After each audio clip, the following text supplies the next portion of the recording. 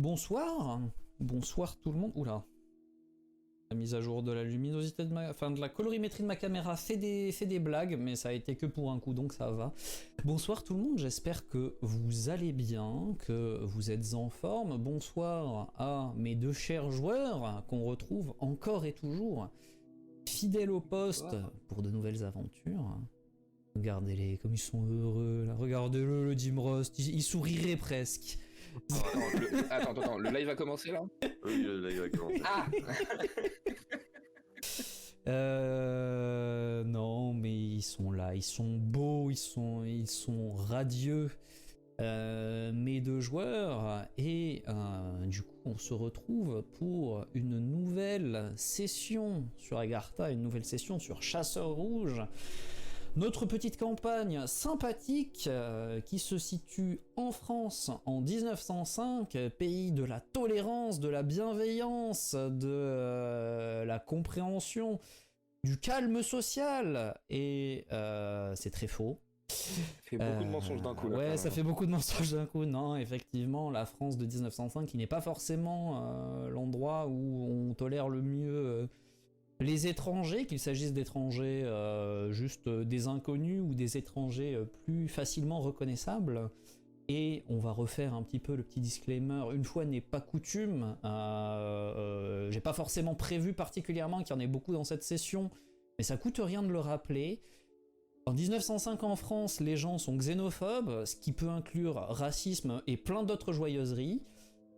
Ce ne sont pas nos valeurs, et si ces propos viennent à être abordés dans nos sessions, c'est plus pour des soucis de complexité narrative et donc des obstacles à surmonter pour nos deux personnages que réellement parce que ça nous amuse de jouer des connards racistes et désagréables. Même si ça peut être marrant ponctuellement de jouer un connard raciste et désagréable tant que tout le monde autour de la table est ok avec ça. Mais en l'occurrence, là ce sont juste des Français de France, dans une France relativement profonde, puisque Toulouse est quand même assez enclavée à cette époque. Faut leur pardonner d'être un peu fermés d'esprit, et bien du coup, pardonnez-moi de devoir incarner ces personnages, puisque je le fais avec le plus de délicatesse possible. Mais il y a des moments où forcément les propos qu'ils tiennent et qui seront dans ma bouche risquent de dépasser de très très loin ma pensée personnelle en tant que joueur, puisque fun fact, le MJ est aussi un joueur dans un JDR. Hot take. Hot take, le MJ est aussi un joueur. Alors, comment vous dire? Moi, enquêter dans un cimetière. Mauvaise idée. Mais bon. On fait comme on peut, Deva nous a fait une petite illusion aux oignons, j'aimerais bien qu'il prévienne quand il fait ça, parce qu'à chaque fois ça me fait... Bref. On s'est fait passer pour des flics, auprès du gardien, prétextant que il y avait eu des pillages de tombes dans la région et qu'on voulait se renseigner sur une période correspondant à celle où les chasseurs ont disparu. Et on a vu une tombe et un caveau. Le gardien a été très coopératif. L'illusion devait être vraiment béton. Bon, j'en ai pas la certitude, mais il est fort probable que nos camarades soient sous la tombe en question. Mais bon, tant plus de certitude, on est retourné... Enfin, je suis retourné à l'hôtel parce que Monsieur Deva voulait manger des plats raffinés. Quelle idée. Bon, on s'est retrouvés après ça. Petite patrouille dans le quartier, sur les conseils de Martin, dans les entrepôts, etc. Et à un endroit, apparemment, ça se rassemblait. On a approché, discrètement. Enfin, tellement discrètement qu'on s'est fait repérer au bout de 30 secondes. Ils ont tous commencé à partir en détalant comme des lapins dans tous les sens. J'ai entendu Deva partir d'un côté, je suis parti d'un autre. Bah, le gamin courait pas très vite, hein. Du coup, je l'ai intercepté, il est tombé au sol. Manque de peau, il s'est pété le nez. La conversation a été compliquée. Mais je l'ai persuadé de venir avec moi, que mon ami et moi, on était intéressés par leur cause et qu'on voulait filer un coup de main. On l'a ramené à l'hôtel, on l'a rafistolé un peu. Il nous a parlé du 16, des 16. Enfin bref, il a commencé à vouloir se faire un peu secret et il nous a promis qu'il se renseignerait auprès de ses copains et qu'il nous en dirait plus le cas échéant. En attendant, ce sang qu'a coulé m'a donné faim. Et si on allait vraiment piller une tombe? On se retrouve alors que Isha, tu quittes l'hôtel de la gare. Tu sors à peine de la discussion avec Deva et Paul. Et comme tu l'as dit, quelques petites affaires à régler, ton estomac qui te creuse et après tout, pourquoi ne pas ajouter un petit peu de poids à vos allégations de pillage de tombe en allant faire finalement d'une pierre deux coups, joindre l'utile à l'agréable. Tout à fait. Tu prends donc la route du cimetière. Tu as attendu suffisamment que la ville soit vraiment calme et t'as pas eu à attendre très longtemps. Au final, votre patrouille nocturne, l'entretien avec Paul, tout ça, vous avez déjà fait passer pas mal de temps. Ce qui fait que lorsque tu quittes l'hôtel, que tu t'engages dans les rues, il n'y a pour ainsi dire personne.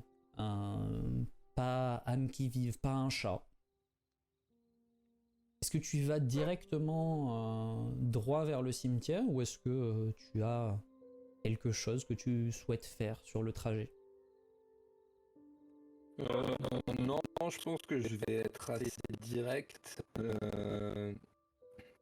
même si du fait qu'on soupçonne, puisqu'on n'en a aucune certitude, mais on soupçonne que le cimetière leur ait servi à planquer des corps, quand je serai pas trop loin, je vais quand même être prudent aux aguets, au cas où j'ai pas envie de tomber dans une embuscade, quoi. Traverse donc le quartier de Matabio, notamment et qu'à un moment il va falloir te rapprocher des rails de là où vous pensez que justement l'embuscade a eu lieu auparavant pour vos camarades disparus. Et en t'approchant un petit peu des rails du lieu que vous aviez repéré comme étant potentiellement le lieu fatidique,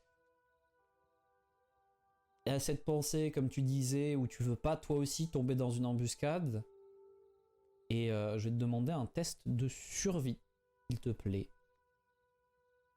Oui, monsieur. Si la vision est trop compliquée avec les lunettes, je peux le faire pour toi. Hein. Non, ça va. Compétences. J'ai mis mon écran plus clair et du coup, ça va. Du coup, c'est bon, ça passe à travers les vitres teintées. Oh. Très bien.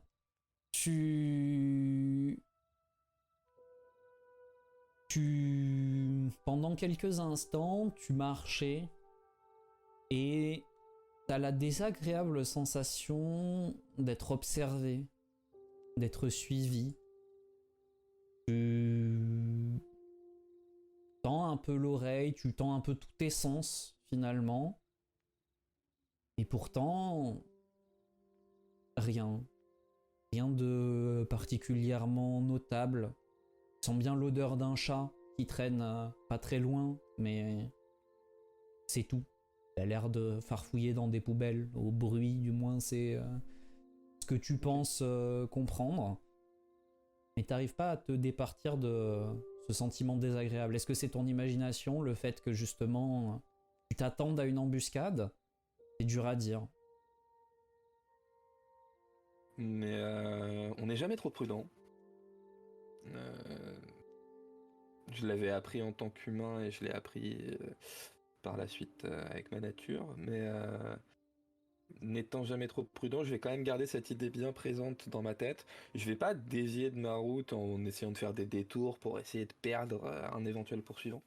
Mais par contre, tous les sens sont en alerte. Je pense que l'appétit, qui était de base ma toute première motivation, surtout après avoir eu le sang de Paul sur les mains, etc., passe le mieux possible au second plan.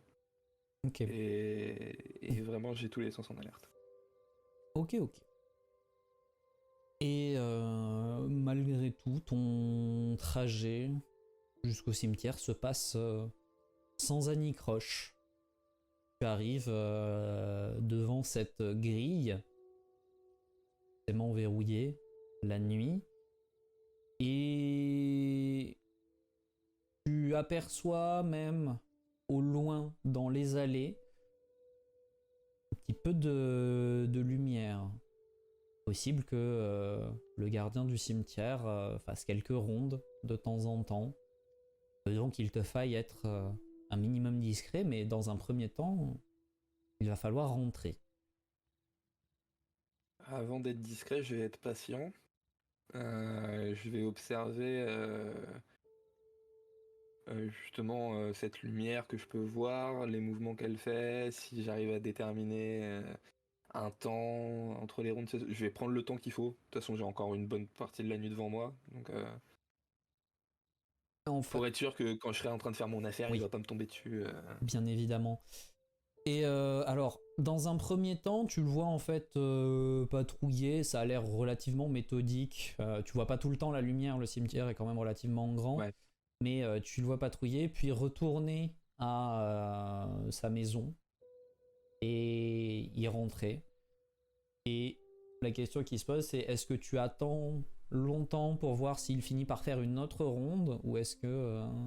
Alors, tant qu'il est dans sa maison, j'en profite pour me glisser dans le cimetière, Ok, tu fais me ça trouver. comment du coup? Bah, c'est une grande grille et autour, je suppose que c'est une espèce de mur, non? Ouais, c'est un mur que tu peux a priori... Enfin, il est escaladable, sans trop de difficultés pour toi qui est relativement grand en plus. Je vais prioriser le mur parce que ça fait moins de bruit. Effectivement. Vu ta taille et tes capacités, je vais même pas te faire l'affront de te faire un test pour grimper par-dessus un mur qui fait 2 mètres de haut. Tu prends soin de t'arrêter sur le sommet du mur à califourchon pour vérifier ce qu'il y a en bas, ne pas atterrir dans quelque chose qui pourrait faire du boucan. Ça serait quand même dommage de sauter dans un pot de fleurs Oui. et de réveiller tout le quartier. Et tu te retrouves en atterrissant agilement à l'intérieur de ce cimetière, entouré de cette odeur caractéristique de la nuit, cette odeur de rosée, de terre fraîche, d'herbe, quelques arômes de fleurs, de plantes, et aussi présente, bien qu'un peu plus diffuse, mais immanquable, l'odeur de la mort, que tu connais si bien. Je vais essayer. Je dis bien essayer parce que là, du coup, cette odeur doit un peu me tourner la tête. D'avoir la patience de voir s'il ressort ou si toutes les lumières semblent éteintes chez lui et que du coup, il est probablement parti se coucher.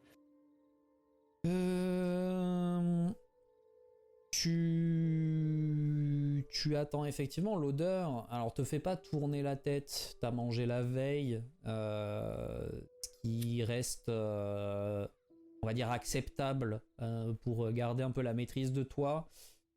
Certes, tu te rappelles, le souvenir est encore vif dans ta mémoire de l'odeur du sang du jeune Paul. Alors qu'il s'est cassé le nez, mais malgré tout, tu calmes ton estomac, du moins temporairement, sans trop de difficultés. Et il a pas l'air d'avoir éteint complètement. Il y a un petit peu de lumière qui vient de sa maison. Possible qu'il refasse une ronde, mais difficile de dire quand.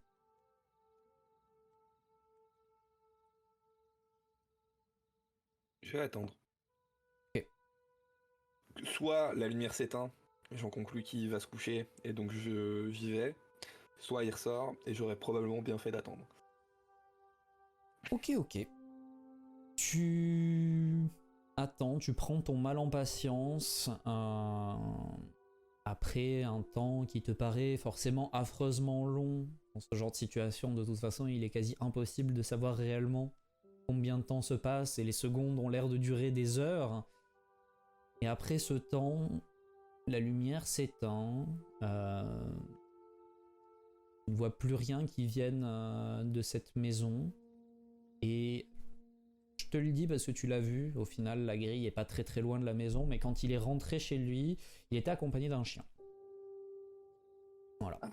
Paramètre à prendre en compte. Après, je te rappelle que les chiens de la ferme ont très vite fait demi-tour quand ils ont fini par se rendre compte que c'était toi. Mais Ouais, mais s'il se met à aboyer, ça va être... c'est ça. chiant. Le chien reste dans l'équation, et c'est vrai que j'y avais pas pensé plus tôt, mais c'est un paramètre important. Et donc, la lumière s'éteint. Après ce qui ce que tu estimes comme quelques minutes, il n'y a toujours pas eu de signe de vie depuis cette petite maison. Ok. Bah, du coup, je vais me diriger plus profondément dans le cimetière en évitant largement le périmètre de la maison. D'ailleurs, s'il y a du vent ou quelque chose comme ça, essayer de me placer de façon à ce que mon odeur ne soit pas portée jusqu'à la baraque. Enfin voilà, je fais en sorte que le chien ne puisse pas me détecter, quoi. Oui, il n'y a pas vraiment besoin d'un test pour ça. C'est quelque chose de quasi instinctif pour toi à ce stade. Et chance, le vent souffle plutôt du sud. Donc, eh bien justement, il passe sur la maison et porte vers toi l'odeur du chien plutôt que l'inverse. Ok. Et tu contournes comme ça, parcourant les allées. A priori, la voie est libre et tu es tranquille. Ok. Je vais chercher de préférence sur des caveaux. Histoire d'être dans un lieu fermé au moment où je me mettrai à faire bombance. Et je vais chercher quelque chose d'assez récent pour qu'il y ait encore quand même Un peu de quoi quelque chose à manger. manger, quoi. Alors, tu finiras par trouver. Fais-moi un test de pistage qui va plus déterminer Le temps. le temps que réellement, parce que dans un cimetière, des caveaux suffisamment récents, il y en a forcément. Et tu vas trouver rapidement. Tu vas trouver assez rapidement, relativement éloigné de la maison, donc a priori le lieu plutôt idéal.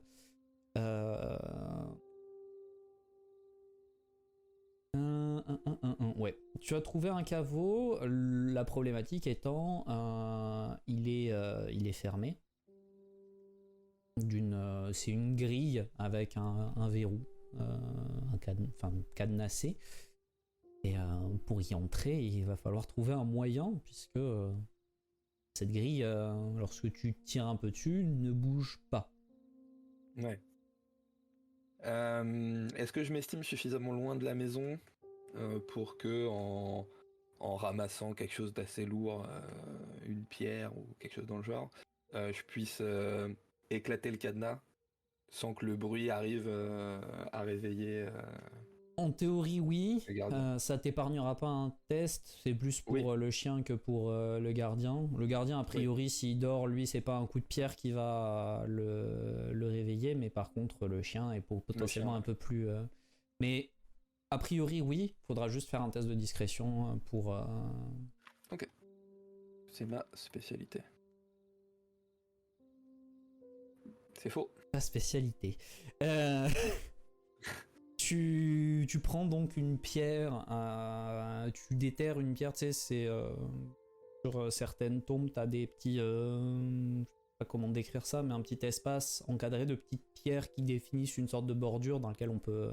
ça fait une sorte de jardinière en quelque sorte. Ouais. Donc tu prends une de ces pierres-là, ce sont des pierres de bonne taille, et quand tu abats la pierre sur le cadenas, tu trouves que ça fait du bruit et ça résonne. C'est surtout ça qui t'embête, c'est qu'il y a pas mal de résonnements, ce bruit métallique, et t'entends les échos qui se répercutent un petit peu dans ce lieu vide et dans le silence absolu de la nuit. Mais, a priori, pour l'instant, rien. J'ai réussi à ouvrir le cadenas. Oui, il a sauté. Ok. J'aurais pas l'esprit tranquille, mais j'ai pas fait tout ça pour faire demi-tour maintenant. Donc je rentre dans le caveau, je ferme la grille en espérant que si jamais le gardien se balade, juste le fait que la grille soit fermée, ça permettra de pas attirer son attention. Et je vais chercher. J'imagine que dans le caveau, c'est des stèles. Ces espèces de grosses dalles derrière lesquelles il y a les cercueils. C'est comme des tiroirs de morgue dans l'idée. Ouais. Hein, ouais. Et en fait, alors que tu rentres dans le caveau, que tu as retiré tout ça, tu commences à entendre les aboiements du chien. Ok. Ok. De loin, hein, mais... Ouais. Ça marche. Eh bien, on va quand même tenter sa chance. Je vais essayer de déceler... Ok.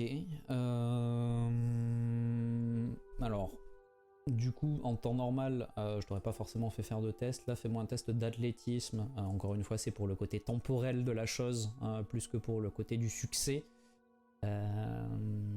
Nickel.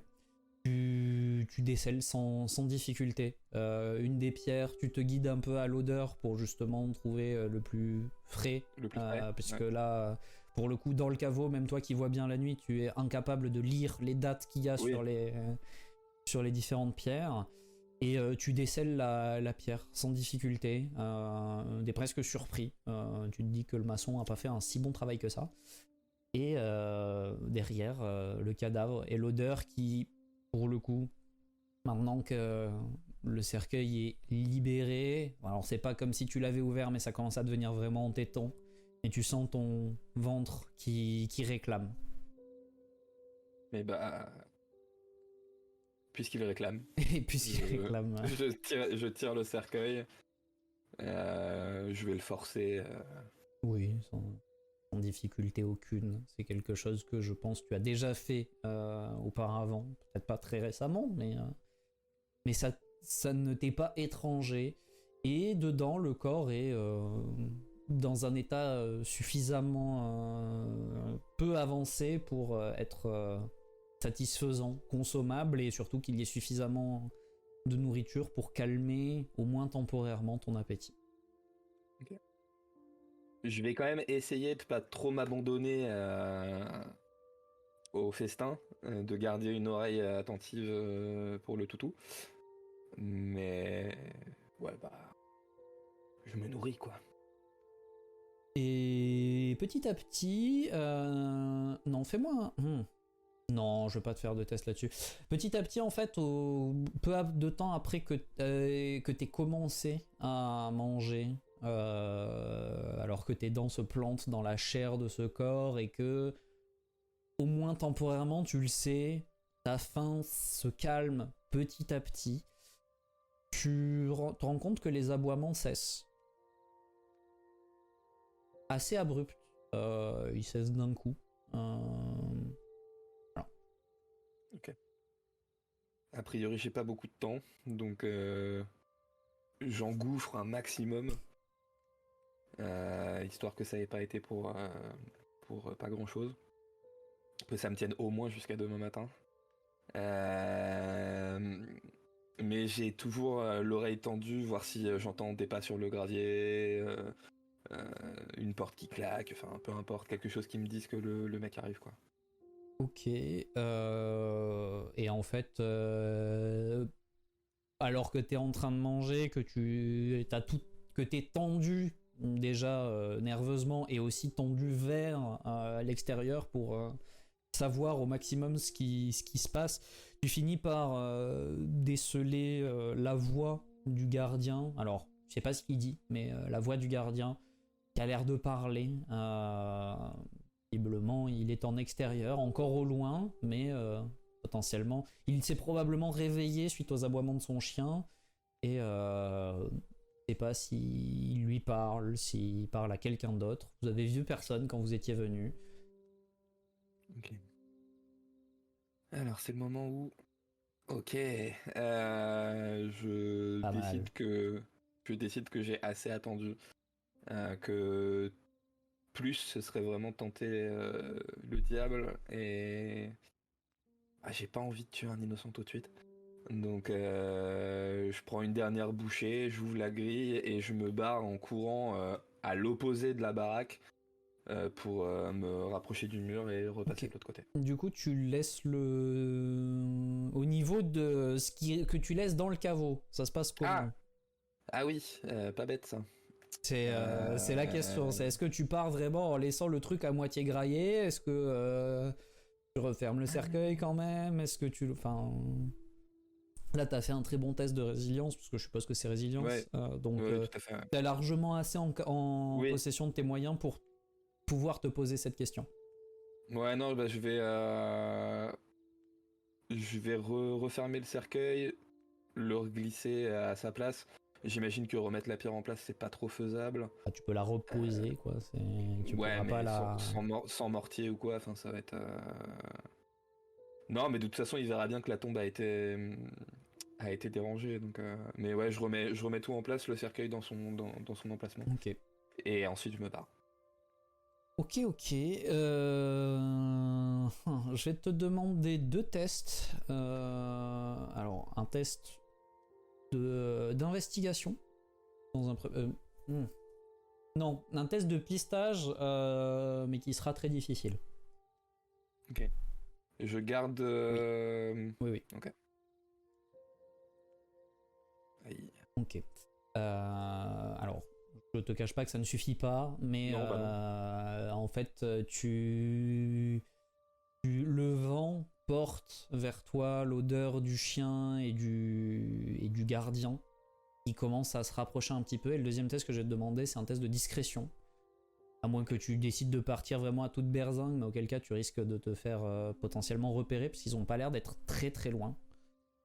Non, bah on va tester la discrétion. Et nickel. La discrétion est on point. Et en fait, tu pars en courant et t'es toi-même surpris par le peu de bruit que tu fais. Alors que tes pas dans les allées de gravier font à peine un mini crissement. Et tu te fonds dans la nuit. Telle une ombre. Tu arrives du coup rapidement au mur du cimetière que tu franchis sans difficulté. T'entends les aboiements un petit peu du chien, la voix du gardien qui maintenant tu en es presque sûr a l'air de s'adresser à son chien, de lui demander ce qu'il y a, de lui dire vas-y cherche, mais ils ne te rattraperont pas et tu t'échappes, ton larcin ayant été commis. Maintenant, la question c'est est-ce que tu rentres directement à l'hôtel? Est-ce que tu as d'autres choses que tu souhaites faire pour occuper la fin de ta nuit? Il reste encore quelques heures. Non, je vais faire comme à chaque fois. Je vais profiter des dernières heures avant que Deva se réveille pour consigner tout ce que j'ai à consigner dans mon journal. Et là, pour le coup, j'ai un petit truc à écrire en plus. Mais on en parlera. On en reparlera. Quand il sera avec nous. Très bien. Et tu rentres à l'hôtel. sans plus de difficultés. La ville est vraiment déserte, donc il n'y a aucun problème à ce niveau-là. À un moment, tu entends et flaires une patrouille de policiers, tu supposes, au loin, et tu fais un petit détour pour éviter d'avoir à leur expliquer ce que tu fais dehors à une heure pareille. Et tu retrouves l'hôtel, la réception, le jeune garçon qui s'occupe du service et de l'accueil de nuit. Et tu regagnes ta chambre. Finalement, toute cette opération s'est plutôt bien passée.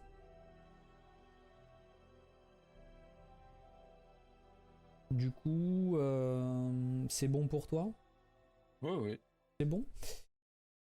Eh bien, dans ce cas-là, on vous retrouve le lendemain matin dans cet hôtel qui est devenu votre nouvelle maison pour les temps à venir et pour une durée encore incertaine. Deva, tu as bien dormi. Est-ce que c'est un sommeil réparateur pour essayer d'oublier la frustration de la veille? C'est dur à dire, mais tu te réveilles en pleine forme. Du coup, moi, au réveil, je remets un petit coup d'illusion histoire qu'elle soit toujours au petit. Sur la chambre? Ouais. Ok. Ça fait quelques jours, du coup, je dis pas non à remettre un petit peu de souillure dans cette pièce, quoi. C'est vrai que ça serait dommage. Ce serait dommage de rater un petit peu de souillure, un peu de cancer pour les futures générations qui vont venir dormir dans cette chambre, quoi. Et une fois ça fait, je vais descendre pour rejoindre mon ami. Très bien. L'histoire raconte que dans les années 80-90, l'hôtel de la gare en face de Matabio sera désamianté. Et que... Je sais pas pourquoi.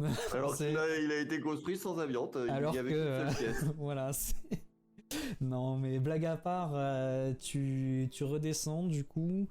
Isha, je suppose que toi aussi, tu descends prendre le petit déj. C'est pas... Mine de rien, t'as fait un repas qui est satisfaisant, on va dire, hein, cette nuit. La faim ne te tiraille pas énormément. Elle est toujours là, elle ne t'abandonne vraiment jamais. Mais t'as appris à la faire passer à l'arrière-plan de ton esprit. Et là, même si elle est là, elle n'est pas gênante en ce début de journée. Et vous vous retrouvez donc alors, soit dans la salle où les quelques clients de l'hôtel prennent leur petit déjeuner, soit vous pouvez essayer de, encore une fois, aller voir Martin dans l'arrière-salle. Bah, De toute façon, pour moi, on mange avec Martin tous les matins. Ouais, oui. Bah déjà, alors je sais que ça le met mal à l'aise, mais à son grand désespoir, hein, effectivement. Mais je pense qu'il préfère ça plutôt qu'on bouffe avec ses quelques clients. Et que du coup on mette une aura de malaise sur tout le monde, tu vois. Vous pensez effectivement, il y a des chances que qu'il y ait un énorme conflit interne en lui entre son bien-être et celui de son affaire. Et encore une fois, lorsque vous vous présentez, vous le sentez. Il n'est pas profondément malheureux, mais il y a un peu de dépit malgré tout. Deva, tu vois une lueur de soulagement dans son regard lorsqu'il te voit. Et faut savoir que c'est pas on frappe, on attend qu'ils nous disent d'entrer. On rentre, nous, hein. enfin on est chez nous. Hein, Ah vraiment, oui, bah, il le sait, oui. il en est bien conscient. En le voyant, en le voyant la lueur d'espoir, ça me fait marrer. Et je sors mon boîtier en or et je lui donne une cigarette et je valide une cigarette avant de prendre mon petit déj. Et il fume avec toi, il a un petit sourire un peu pincé, il baragouine, hein, merci. Et il vous... Oh, c'est pour ta santé que je fais ça. Il vous avait préparé donc toi un déjeuner normal et pour Isha encore une fois une viande crue, un peu de charcuterie surtout. Parce que mine de rien de la viande c'est pas forcément facile aussi de s'en procurer en quantité aussi conséquente que ce que tu pourrais requérir, mais la charcuterie c'est plus simple. Eh bien, Moins cher. Martin, ça tombe bien que tu sois là. Ah. J'avais un service à te demander. Oui, d'accord. Alors, rien de dangereux, hein. C'est juste que Henri a été très clair avec nous. Il veut pas qu'on foute les pieds au commissariat, machin. Mais j'ai un truc à lui demander. Du coup, est-ce que tu veux bien, toi ou un de tes garçons de service, hein, me servir de messager? Oui, c'est possible. Qu'est-ce que vous lui voulez, hein, oui. Eh bah tiens, je te donne un pli. Ok. Donc je lui tends un pli qui est cacheté. Et qui est cacheté d'un symbole qu'Henri reconnaîtra sans aucun souci, que Martin reconnaît Martin aussi, reconnaît très aussi, je suppose. Ouais. bien. Bah, j'espère qu'il le reconnaît. Bah c'est mieux, hein, sinon c'est vraiment effrayant. Sinon, il va y avoir un problème. Sinon ça veut dire qu'il a jamais regardé son badge. Et donc je le dis pour le MJ, mais je le dis évidemment pas à Martin. Dans cette note, en fait, je demande à Henri si il a connaissance d'une organisation qui s'appelle les 16. Si oui, de nous communiquer les informations, sinon de se renseigner. Ok. Et Martin regarde la note et du coup te demande. Donc il faut que on la lui porte directement. Je peux pas m'approcher du commissariat, l'ouvrir et la lui lire par le badge. Non, D'accord. j'aimerais que tu la lui donnes. Je préfère demander. Je note. Non, mais c'est bien, c'est bien. Eh ben, je vais faire ça et je vais m'en occuper moi.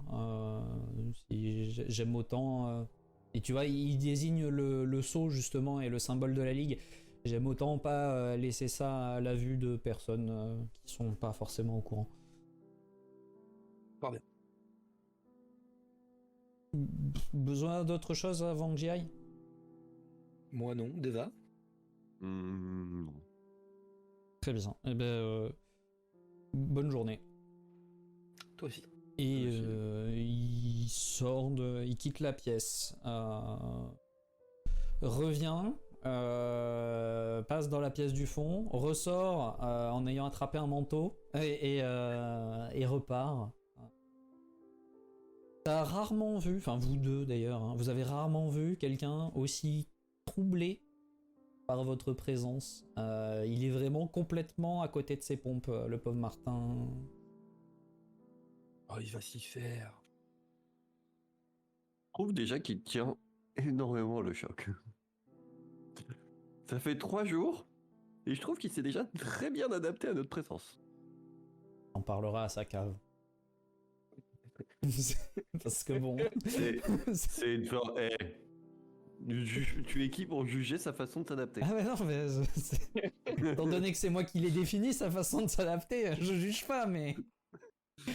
J'ai dit qu'il s'était adapté, j'ai pas dit que son adaptation était bonne, j'ai juste dit il a réussi à s'adapter. Et il tient très bien le choc. Ouais, il a sombré dans l'alcoolisme, mais il tient très bien le choc. C'est pour son bien, ça enlève de la souillure. C'est vrai. C'est vrai que de ce côté-là, c'est plutôt bénéfique pour lui. C'était d'ailleurs pour ça que... Oui, pour la cigarette. La cigarette, ça Je crée un cancer des poumons, mais ça évite le cancer généralisé. Bah, de toute façon, c'est le principe, vous le savez, les scientifiques de la Ligue l'ont déjà établi et expliqué. Si l'alcool et la cigarette, entre autres, sont efficaces pour dissiper la souillure, c'est parce que la souillure est quelque chose qui attaque l'organisme, et donc, en fait, c'est un mal pour un mal. Si tu attaques toi-même ton organisme c'est un peu cette idée, c'est que cette méthode en fait permet à la souillure de se canaliser dans les effets néfastes du tabac et de l'alcool pour ne pas attaquer l'organisme autrement. Mais donc du coup, effectivement, au lieu d'attaquer l'organisme avec ta souillure à toi, qui après tu le sais n'est pas fondamentalement néfaste pour les gens, à moins que ça soit sur le très très long terme. Effectivement, si t'avais quelqu'un qui vivait avec toi au quotidien Une personne civile, elle aurait probablement des soucis avant d'atteindre ses 50 ans. Mais sinon, c'est pas... Enfin, je veux dire, tu ne vas pas tuer toutes les personnes de l'hôtel par ta simple présence, hein, Deva. Bien heureusement, sinon personne ne t'autoriserait à sortir de l'Agartha pour aller en mission. Si je me contrôle pas, c'est le cas. Mais Si tu je ne me contrôles pas, c'est contrôle, plus problématique. Mais je fais attention à ce que je dégage. Et tu es un homme raisonnable. Et du coup, maintenant que Martin vous a quitté, la question est que comptez-vous faire en attendant un retour de la part d'Henri, un retour de la part de Paul ou de ses amis? Déjà, Je t'écoute. faut que je te parle d'un truc. Alors, il n'y a rien de sûr, hein, parce que j'ai rien capté. Mais pendant ma petite escapade d'hier, j'avais, tu sais, cette désagréable impression, là, ce poids derrière la tête, comme quand on t'observe et qu'on te suit. Mais j'ai pas réussi à en déterminer la source. Donc, soit c'était moi qui vire parano, soit il y a déjà quelqu'un d'assez costaud sur nos côtes. Bah alors, je vais pas te mentir, mais si il n'y a pas quelqu'un qui nous suit déjà, ce sont des putains de tocards. Oui, mais ça, c'est entendu. Mais je tenais à te dire qu'ils ont pas envoyé la recrue du mois, quoi. Parce que j'ai pas réussi à détecter la personne qui potentiellement me suivait. Je redis ce que j'ai dit. Si c'était le cas, ce seraient des putains de tocards. Parce que le truc, c'est que bon, toi, tu dégages rien, mais moi, je dégage, et que s'ils avaient envoyé leur nouvelle recrue, c'est vraiment des personnes qui se méfient de rien. Bah, peut-être que ça ne fait que confirmer, mais au moins ça confirme. Voilà. Je suis pour le partage des informations, aussi inutiles puissent-elles paraître. Mais oui. Après, on est suivi, maintenant, c'est à nous de choisir quand est-ce que Oui, on nous tombera dessus. Le problème, c'est que c'est leur terrain de jeu, pas le nôtre. Ouais, mais on a l'avantage de savoir qui on traque. Ouais. Du coup, pour aujourd'hui, à moins que tu aies un plan plus constructif, moi, ce que je te propose, c'est justement d'apprendre à bien connaître le terrain de jeu. Je suis d'accord, de toute façon, on n'a rien à faire. On n'a plus rien à... On n'a plus on n'a pas vraiment de point d'attaque. Faut qu'autant se familiariser avec la ville. Retenir dans certains coins des éventuels. Je sais que c'est pas pour ça qu'on est là, mais s'ils sont trop nombreux, il faut qu'on puisse prendre la fuite. Donc voilà, des éventuels parcours de fuite, etc., etc. Cartographier un petit peu les différents quartiers, histoire de réussir à se tirer au mieux notre épingle du jeu, quoi. Oui, et puis établir des endroits où je pourrais poser des illusions pour les perturber. En cas de conflit. Ouais. C'est rigolo parce que Deva, tu disais on sait qui on traque, et dans un sens c'est vrai, et dans un autre sens c'est très faux. Vous ne savez absolument pas qui vous traquez, vous n'avez aucune idée de leurs identités, et c'est bien là tout votre problème. Oui, non, mais on sait qu'on traque. Qu'est-ce qu'on traque? Vous savez ce que vous traquez, mais pas vraiment qui vous traquez, et c'est là tout votre souci, c'est que justement, bah, comme vous le disiez, vous n'avez pas d'attaque et d'accroche concrète à des noms. Et donc du coup votre projet pour la journée, ça va être de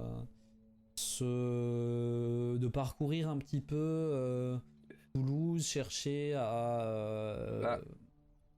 Je pense qu'on va faire ça, enfin si Deva est d'accord, mais on va faire ça de façon méthodique, et je pense qu'on va d'abord commencer par Matabio. Oui. Et on va surtout commencer par devenir de véritables petits Français totalement qui passent inaperçus, quoi. J'aime bien quand tu préviens avant de le faire. Alors j'ai pas prévenu, je l'ai fait. Il m'a prévenu moi. Et ensuite, une fois que j'ai balancé l'illusion, je te dis.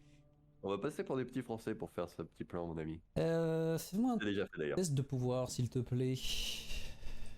Bien évidemment.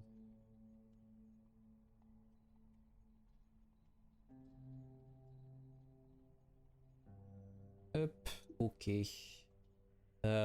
C'est en fait, encore une fois, il n'y a pas de difficulté à prendre une apparence autre. La difficulté et la question, c'est plutôt à quel point déjà ça rayonne de souillure, parce que passer pour des petits Français c'est bien beau, mais forcément dans ce genre de situation, tu le sais, vous faites sonner tous les badges du coin. Donc, a priori là, c'est pas dramatique, hein. Tu fais comme à ton habitude. Tu penses que bon, effectivement, des chasseurs sauraient que vous êtes là, mais pas plus que si vous étiez une source de souillure moyenne, quoi. Le truc, c'est pas vraiment. En fait, je m'en fous des chasseurs.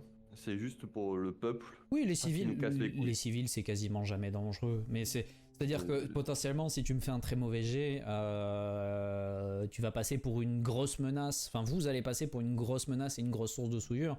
Là, au final, votre aura de souillure, c'est juste que maintenant, Isha a une aura de souillure qui est à peu près équivalente à celle que t'as toi d'habitude. Donc vous n'êtes pas beaucoup plus remarquable, mais ça ne change rien. Et sinon, bah, l'illusion, elle est tout ce qu'il y a de plus crédible, hein, de toute façon. A priori, tu t'en doutes, le simple fait d'avoir la peau de la même couleur que eux, ça suffit déjà à ce que personne ne regarde de plus près. Oui, c'est ça. Et puis le rendre moins squelettique, l'autre aussi. Ah. Du coup, Isha a l'air, en plus d'être blanc, il a l'air d'être un solide gaillard. Hein. Tu vas avoir du mal à le faire trop réduire en taille, donc plutôt lui donner de la carrure. Enfin, ça, c'est pas que je peux pas, c'est que je veux pas. Pas envie. Flemme. Mais du coup, bah, au final, tu le sais, Isha va conserver son aspect intimidant, non pas par le côté bizarre et dérangeant, mais plus parce que on n'a pas forcément envie de chercher des noises à un mec de la stature que tu lui as donnée. Et une fois que vous êtes invisible aux yeux de tous, du coup, votre idée c'est d'abord dans le quartier de Matabio, puis potentiellement en élargissant. Alors, en une journée, ça va être compliqué de le faire sur beaucoup, mais l'idée c'est de se familiariser avec les différents axes, les différentes rues, les points d'intérêt qu'il peut y avoir ici, c'est ça? Ouais, c'est ça. Ok.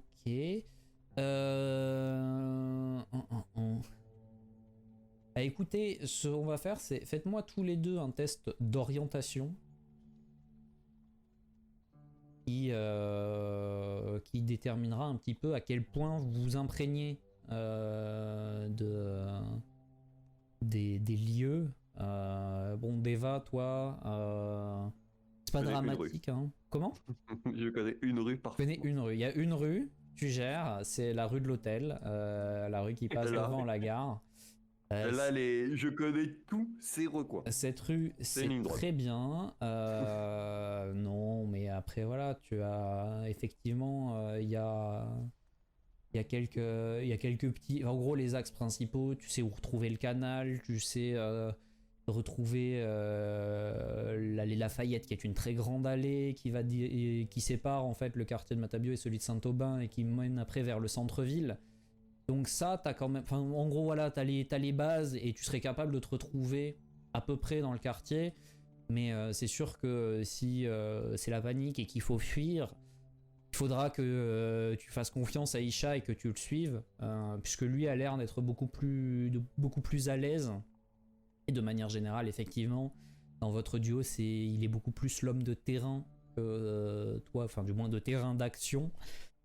Et de ton côté, Isha, alors, je n'irai pas jusqu'à dire que tu connais le quartier comme ta poche, mais au fil de la journée, tu commences à vraiment savoir un petit peu comment ça s'organise, à savoir situer un petit peu où se situent les différents types d'habitations, les différentes professions, là où elles sont regroupées, et t'as quelques petites idées d'endroits, de raccourcis pour rentrer à l'hôtel, si jamais il fallait filer rapidement et peut-être essayer de perdre des poursuivants, des endroits qui sont des impasses où justement faut mieux éviter de s'engager si vous voulez pas être acculé. les coins que tu juges dangereux potentiellement et où du coup il faut rester vigilant si vous voulez pas être pris en défaut et susceptible d'être embusqué. Et ben ça va vous prendre quand même quasiment toute la journée si vous voulez vraiment faire les choses on va dire de fond en comble. Le quartier est pas colossal hein, parce que très rapidement vous passez de l'autre côté des rails et après c'est bonne foi. Je considère que vous avez quand même un peu commencé à tâter de ce côté-là, au moins sur la bordure sans vous être énormément avancé. Mais voilà, le fait de parcourir comme ça les rues, ça prend du temps. Et même si vous êtes de bon français, il y a quand même quelques petits moments où on vous regarde un peu bizarre. Il n'est pas forcément surprenant. Vous avez tout l'air de soit de vagabonds, même si vous présentez très bien, soit juste de gens qui fouinent un petit peu. Par moments, vous êtes dans des endroits où vous vous doutez qu'il n'y a que des riverains qui passeraient normalement et vous n'êtes évidemment pas des riverains, sinon on vous connaîtrait. Donc malgré tout, vous vous attirez quelques petits regards de travers, vous entendez certaines personnes maugréer, marmonner, mais rien de hostile. C'est plus de la méfiance qu'autre chose. Et voilà. Et ça vous a permis aussi d'avoir un bel aperçu de la vie des gens à Toulouse, au fur et à mesure, ou du moins dans ce quartier. Et ça confirme ce qu'on vous avait dit, c'est-à-dire que le quartier est vraiment pauvre.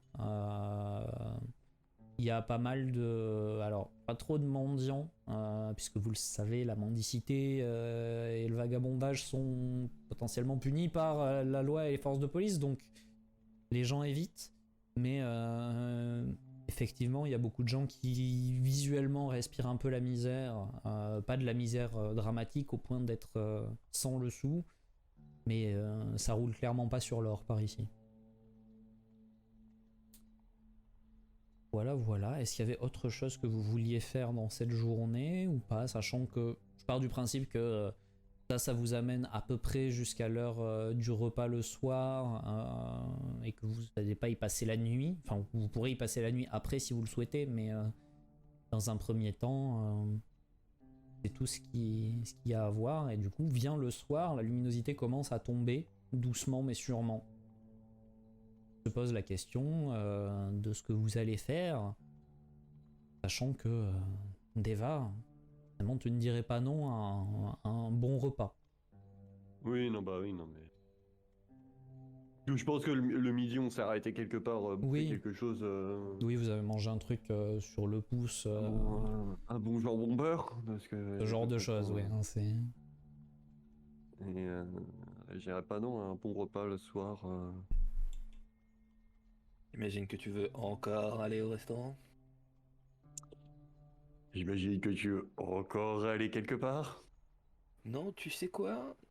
Vu que t'as fait un effort aujourd'hui, t'as quand même réussi à repérer quelques trucs. Je vais te gratifier de m'accompagner au restaurant. Je suis sûr que t'es ravi. Je sais pas si c'est de récompense ou pas.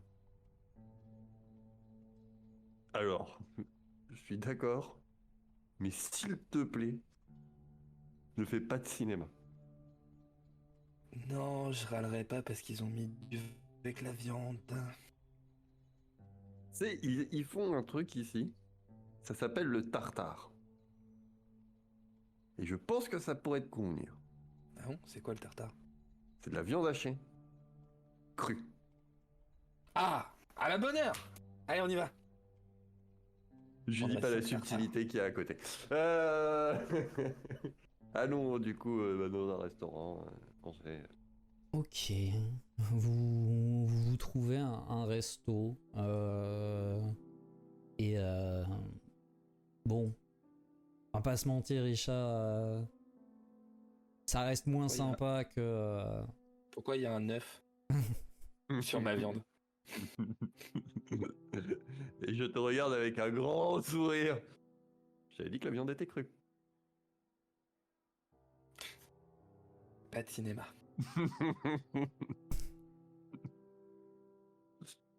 J'ai peut-être oublié de te préciser que Non, tais-toi, Des petits tais-toi. trucs avec, Tais-toi. Je vais manger ce truc. Ce truc. Très bien.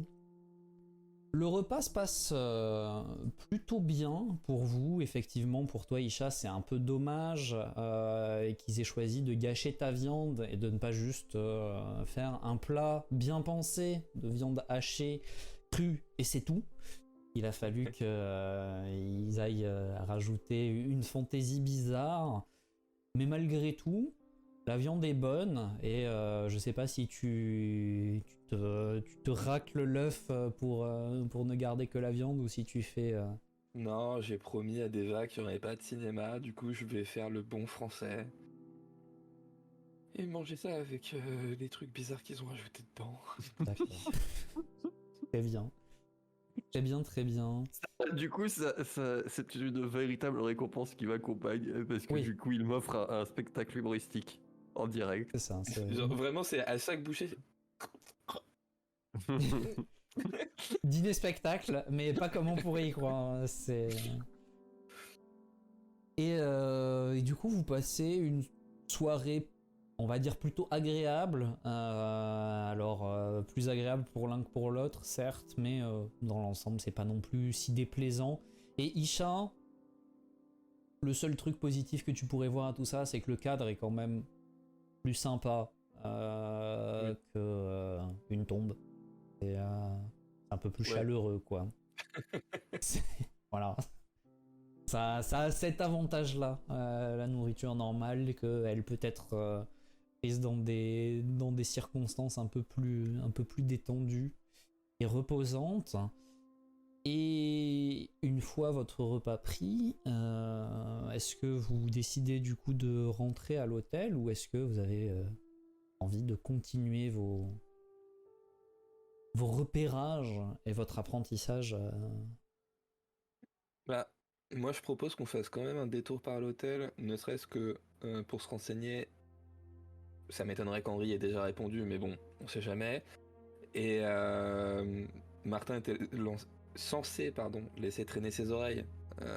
Donc peut-être qu'il y a des bruits qui lui sont remontés, qui pourraient nous aiguiller un peu sur ce qu'on va faire cette nuit. Avant de retourner se balader, je sais pas, je soumets l'idée à Deva évidemment. Je pense que on va faire ça, mais du coup en profitant pour sur le chemin un peu mieux connaître le centre-ville, tu vois. Ok. Et on fait pas direct pour aller à l'hôtel, je pense qu'on fait on fait des petits détours histoire des petits de zigzags dans le s'imprégner. centre-ville pour essayer de connaître un poil mieux le quartier Capitole. Et ben dans ce cas-là, refaites-moi tous les deux un petit test d'orientation pour savoir à quel point ce quartier-là se grave dans vos mémoires. C'est plus compliqué, probablement parce que la densité urbaine est plus grande. Toi, Deva, au bout de une demi-heure où vous faites des tours et des détours, tu serais même plus trop capable de dire où était le resto dont vous êtes parti. T'as à peu près une idée d'où est la gare parce que t'aperçois...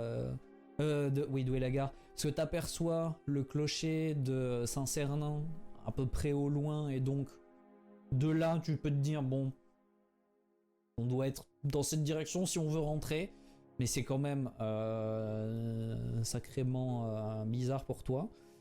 Il faut savoir que pour moi, ça fait 2 jours que je mange dans le même restaurant, mais en fait, quand je rentre dans le restaurant, c'était un autre. Mais ça n'avait rien à voir. Pourtant, pour moi, j'allais au même restaurant. C'est effectivement. T'as fait 2 fois le même chemin, mais c'était vraiment pas le même chemin. Et de ton côté, Isha, c'est un peu technique aussi. Disons que aussi parce que vous survolez. Il n'y a pas grand chose dont tu seras capable de retirer. Le seul truc que tu as pour le coup réussi à identifier, bon, c'est les très grands axes et le Capitole et la place du Capitole. Ça va, tu serais capable d'y retourner sans trop de difficultés, sans avoir à vraiment demander votre chemin ou consulter une carte. Et vous finissez par rentrer alors que la soirée est un peu avancé. Et étonnamment, vous trouvez donc le jeune garçon qui s'occupe du service de l'accueil de nuit, mais Martin est en sa compagnie. Et lorsqu'il vous voit entrer, il était assis à côté de lui, il discutait tranquillement. Il se lève, lui fait une petite tape sur l'épaule, un peu condescendante, paternaliste, et vous fait un signe de tête vers la porte de l'arrière-salle avant de s'y diriger. On va le rejoindre. Oui. Vous le Une fois rejoignez. que c'est lui qui prend les devants. Effectivement, c'est suffisamment rare pour être noté. Vous le rejoignez dans cette pièce et il s'assied à la table. Bon, il a toujours pas l'air très à l'aise, on va dire, mais il vous dit. Bon, alors, dans un premier temps, je dois dire que j'ai donné la note à Henri. Il m'a dit qu'il verrait pour la lire quand il aurait le temps. J'en sais pas plus.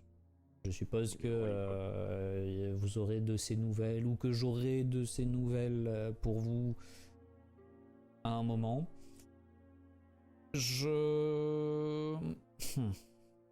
J'ai essayé de laisser un petit peu traîner mes oreilles.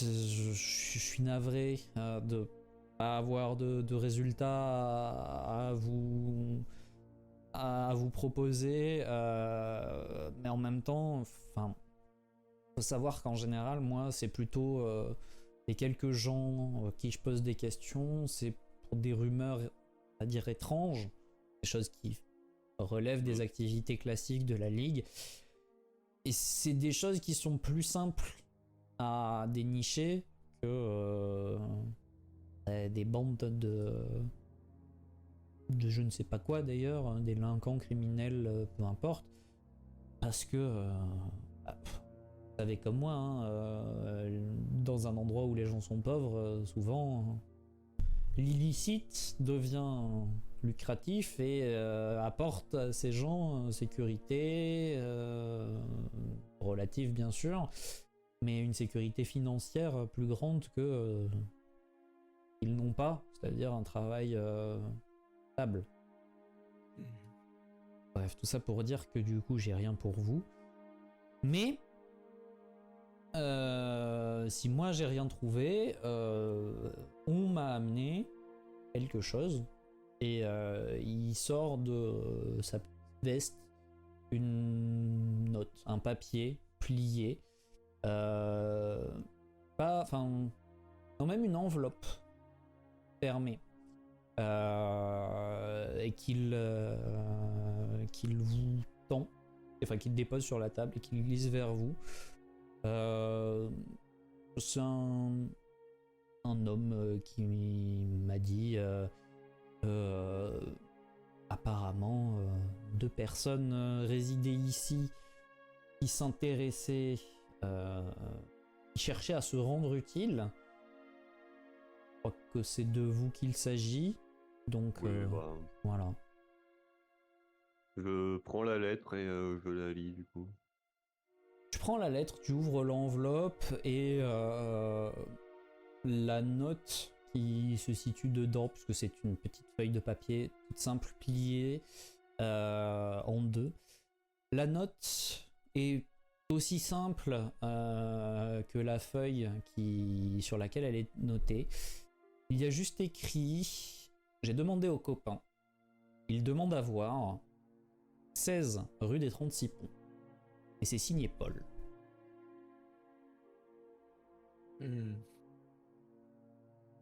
D'accord, Nous c'est avons pas une les adresse. 16, c'est le 16.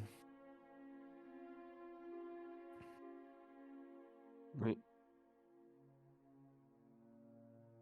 Eh bien, nous avons une adresse. Et vous la ramenez à peu près vers quelle heure cette lettre? J'ai arrivé en fin de journée, il y a quoi, 2 heures, quelque chose comme ça. Ok. Eh bien, Deva, je ne sais pas ce que t'en penses, mais ne les faisons pas attendre plus longtemps. Non, on va y aller. De toute façon, la nuit est tombée, donc c'est le moment où ils se rassemblent. Ça dit quoi? C'est Martin qui pose la question. C'est une adresse. D'accord. Que vous préférerez ignorer, je pense, puisqu'elle pourrait attirer des ennuis. Ah oui, après, tant que vous savez où vous allez, c'est le plus important. On sait où on va, oui, on sait.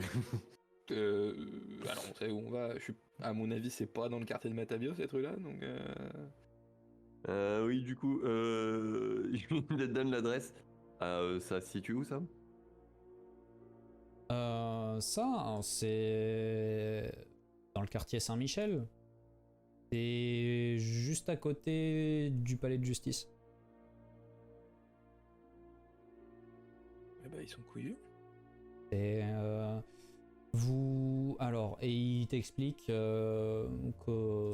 te donne le chemin. Je vais pas vous faire le détail.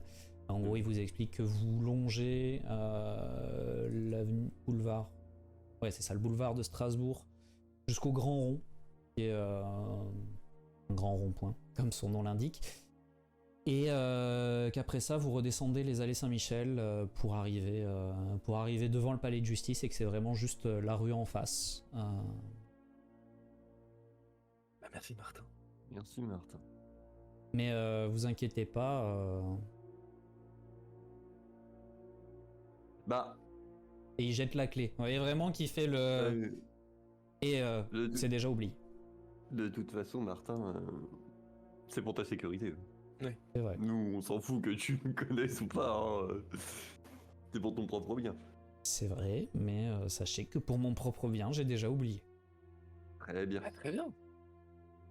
Bon, Merci, Martin. Merci bien, Martin. Du coup, je récupère l'enveloppe, je la remets dans ma veste, je la referme et tout, je remets ça dans ma veste. Juste, Martin, une dernière chose. Parce que j'ai un goût dans la bouche là qu'il faut absolument que je fasse passer. Est-ce qu'il te reste un petit peu de saucisson? Tu vois que quand tu parles de goût dans la bouche, il y a vraiment ses yeux qui s'écarquillent, les pupilles qui se dilatent. Et Calme-toi, il m'a fait manger un tartare. ok, d'accord. Et Il a pas l'air de comprendre l'entièreté du problème, mais il dit trop rien et il revient avec un bout de saucisson et il te coupe quelques tranches. Merci, Martin. On peut y aller maintenant, Deva. Et vous prenez la route, sachant qu'il est un peu tard. C'est pas nuit noire, mais il est un peu tard. Vous prenez la route que Martin vous a indiquée. L'avantage du boulevard de Strasbourg, c'est que vous êtes déjà dessus. Vous avez juste à le suivre en partant du bon côté pour vous rendre jusqu'au Grand Rond, puis jusqu'au palais de justice. Mais ce qui se passe là-bas, on verra ça une prochaine fois, puisque du coup, on va faire une petite pause qui malheureusement, pour des raisons techniques, se trouve être aussi la fin de notre session. Et on se retrouvera du coup la prochaine fois. C'est fini pour aujourd'hui, merci d'avoir regardé cet épisode. S'il vous a plu, n'hésitez pas à vous abonner, ça soutient le projet, ça nous fait extrêmement plaisir. Et si vous êtes curieux de connaître la suite, vous pouvez également nous rejoindre directement sur Twitch dans le lien qui est en description, c'est là qu'on stream nos parties. Donc on espère vous y voir. Allez, ciao ciao tout le monde!